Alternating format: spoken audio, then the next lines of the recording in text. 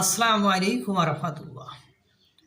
বাসর ঘরে বিড়াল না মারলে পরে প্যাদানও খাইতে হয়, বা পরে স্যাগানি খাইতে হয়, বা পরে বিপদে পড়তে হয়।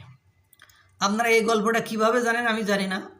আমার জানা মতে আমরা সকলে জানি যে এই এই ছন্দটাই বা এই প্রবাদটাই জানি, কিন্তু এর প্রেক্ষাপটে একটা গল্প আজকে আপনারা শুনে নিন।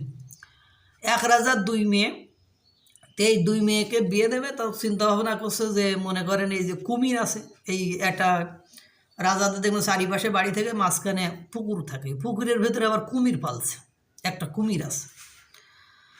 তাই বলছে যে আমার এই দুই মেয়েকে বিয়ে দেবো যারা এই পুকুরের এপাশ থেকে ওই পাশে সাঁতরাই বেঁচে ফিরে আসতে পারবে তাদের সাথে। এবার এলাকার দুই ভাই, এক ছোটো ভাইটা বুদ্ধিমান আর বড়ো ভাইটা একটু বোকাশোকা টাইপের। এরা সবাই গেছে, যেই দেখে অবস্থা ধরে বাবা আগে জীবন, তারপরে তো সাঁতরাই ওপাশে যাবো, তারপরে না বিয়ে দরকার নেই বাবা, রাজার মেয়ে বিয়ে না করি ফকিরের মেয়ে বিয়ে করি শান্তিতে থাকবো, সেটাই ভালো। পরবর্তীতে কেউ যায় না। এবার ওই দুই পাগল মানে মানে ছোটো ভাই আর বড়ো ভাই আর ওরা দুজন গেছে। এখন ওই ছোটো ভাই আর বড়ো ভাই পাশে দাঁড়ায় দেখতেছে যে কী অবস্থা, ওপাশে যাওয়া যায় কিনা বা কী করা যায়। ওরাও সিদ্ধান্ত নিয়েছে যে আমরা যাব না বা মরতে রাজি নয়। ছোটো ভাই কী করেছে, বড়ো ভাইরে ধাক্কা মেরেছে, মারলে। এবার বড়ো ভাই যখন পড়ে যাচ্ছে, ছোটো ভাইয়ের হাত ধরছে, তো দুই ভাই পুকুরে যেয়ে পড়ছে, কুমিরের এই পুকুরে যেয়ে পড়ছে। এখন পড়লে এখন তো পড়ছে, যে পাশে পড়ছে ও পাশ দিয়ে আর ওঠা যাবে না, ওই উল্টো পাশ দিয়ে উঠতে হবে ওই পাশে সে। এখন তো জীবন তো বাঁচাতে হবে, জীবন বাঁচানোর জন্য দুই ভাই দুই দিক থেকে সাঁতার দিয়ে গেছেন। কুমির মানে ডিলেমায় পড়ে গেছে, ছোট্টারে ধরবে না বড়টারে ধরবে, এই করতে করতে কুমিরের আর কারোর ধরা হলো না, ওরা সে সাঁতরাই ওপর দিয়ে উঠে গেছে।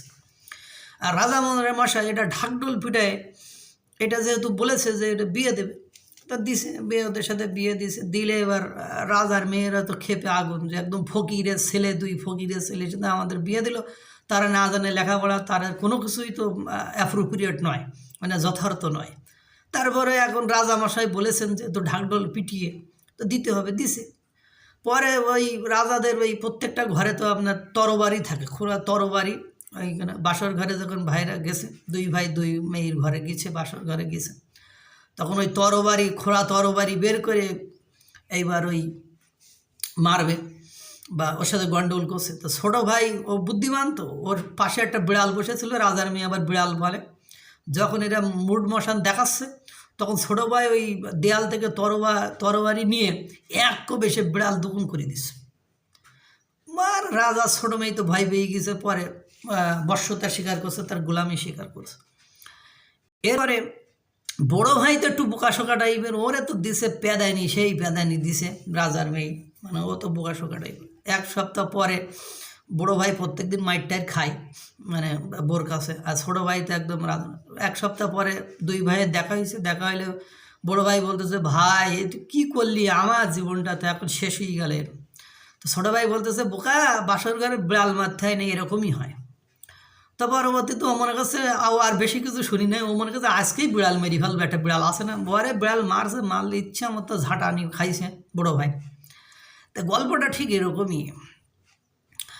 তা আপনার দুর্বলতা আপনি যদি প্রথমেই প্রকাশ করে ফেলেন, তাহলে আপনি পরে শত হাজার গুণ শক্তি নিয়েও আপনি ওই দুর্বলতা থেকে উঠতে পারবেন না। আপনি পরবর্তীতে দেখা যায় সবাইকে নিয়ে ঐক্য করলেও পারবেন না, কারণ আপনার ঐক্যতে তো শুরুতেই গলদ, শুরুতেই আপনি দেশের কিছু মানে লোকদেরকে সাইড করে দিলেন বা দলকে সাইড করে দিলেন, যে এই গ্রুপটাই মুসি গ্রুপ বা এই ম্যাথর গ্রুপ বা এই শাসক গ্রুপ, এই অত্যাচারী গ্রুপ, এদেরকে আমরা এখানে রাখবো না। তখন তারা কি করবে, যে তারা আমাদেরকে টোটালি কি করলো, ব্যান করে দিল, বা তারা আমাদেরকে আর এ সমাজের বা এ রাষ্ট্রের বা এই জগতের মানুষ মনে করে না। তাহলে তাদের উচিত হবে কি, তারা মানে সবসময় কনস্পিরাসি করবে, প্লটিং করবে, এটাই তো তাদের এখন থিওরি হবে। আমি আপনি হলে তো একই কাজ করতাম, যে আমাদেরকে তোমরা নিচ্ছ না, বা আমাদেরকে তোমরা এভাবে ডেটাস্টেট করে ফেলছো, বিচ্ছিন্ন করে ফেলছো, জনবিচ্ছিন্ন করে ফেলছো, বা আমাদেরকে তোমরা ইনহিউমিলেট মানে নগণ্য ভাবতেছো, দাঁড়াও আমরাও তোমার ব্যবস্থা করতেছি, গোপনে গোপনে আমরা ব্যবস্থা করতেছি। বিষয়টা তো কিন্তু এরকমই।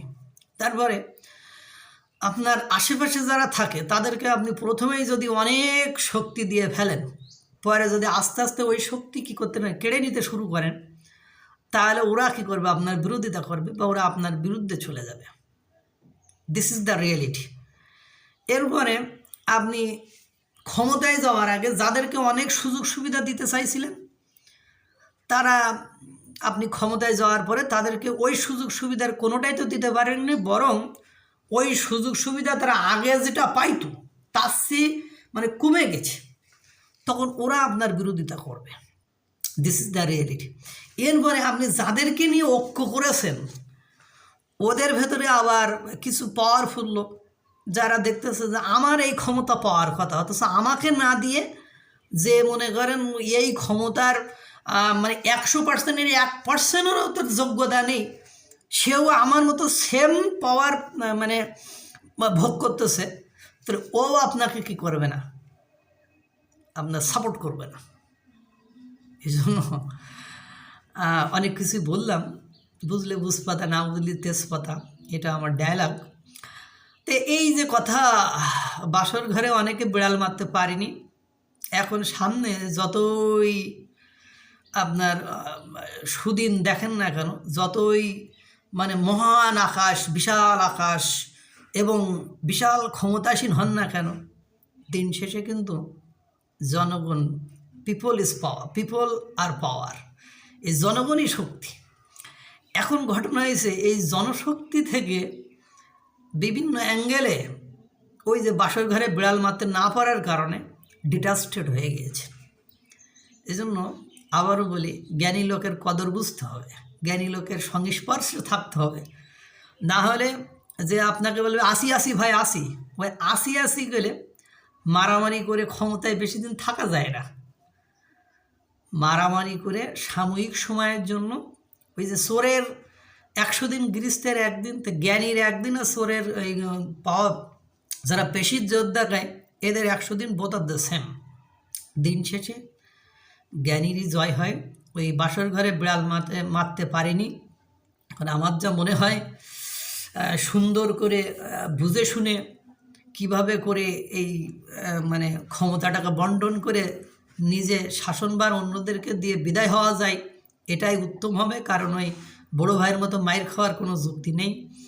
কারণ ইতিমধ্যে 80% মানুষের অন্তর থেকে অনেকে উঠে গিয়েছেন।